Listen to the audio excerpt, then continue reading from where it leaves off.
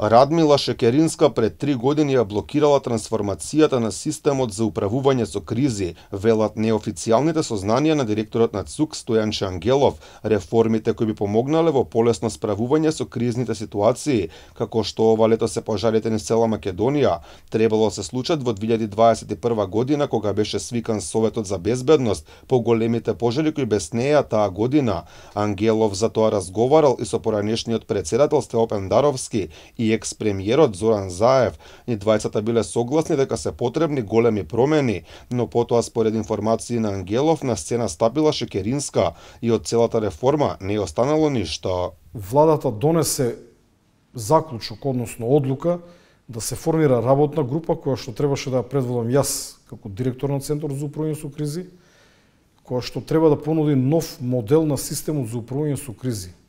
За жал, една недела подоцна, според мои неофицијални информации, министерката за одбрана Радмила Шекеринска влијаела ова одлука да се прииначи во сосем друга насока, каде што ме задолжија мене, директорот на ДЗС, да излеземе со некаква концепција.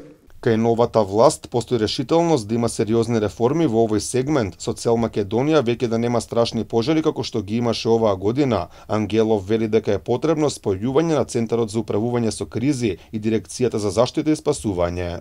Ние во овој момент на некои места би рекол дека благо се преклопуваме во нашите надлежности, а одредени простори остануваат непотполнити и празни. Односно, тие треба да ги потполни Дирекцијата за заштита и спасување, но за жал во реалноста тоа не постои. Ние имаме се, само немаме луѓе кои што ќе излезат на терен да завршат работа. Составен дел на новата институција која што ќе ги обедини функциите на двете постоечки е формирање на една, условно кажано во наводници, специјална единица за заштита и спасување. Поради моменталните законски прописи во делот на справување со кризите, Македонија не го користи ниту системот НИКС кој е поддржан од НАТО. Тоа е дигитална мапа за статус на пожари, дали се активни, колку сили се на терен. Владата во јуни 2019 донесе одлука со која НИКС е задолжителна алатка за имплементација за сите институции кои што се дел од системот за управување со кризи. Меѓутоа Ангелов вели дека ЦУК во моментов нема како да го користи овој систем без промени во нивните надлежности и ингеренции. НИКС значи команден систем, следна генерација на команден систем.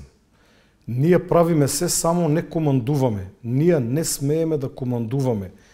ЦУК координира. И ова е еден од најголемите проблеми. Каде е границата помеѓу координацијата и командата? Каде завршува координацијата, а каде започнува командата?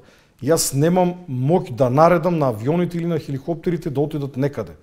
Напротив, ние ги координираме. Ангелов вели дека е потребно да се набави нова современа опрема, да се купат нови хеликоптери или евентуално ер-трактори за справување со вакви кризи. Вели поевтино да се инвестира во нови летала, бидејќи од финансиски аспект многу е поголема сумата на изгорената дрвна маса во текот на летово. Оптимист е дека новата влада итно ќе се погрижи да ја подобри состојбата во овој сегмент.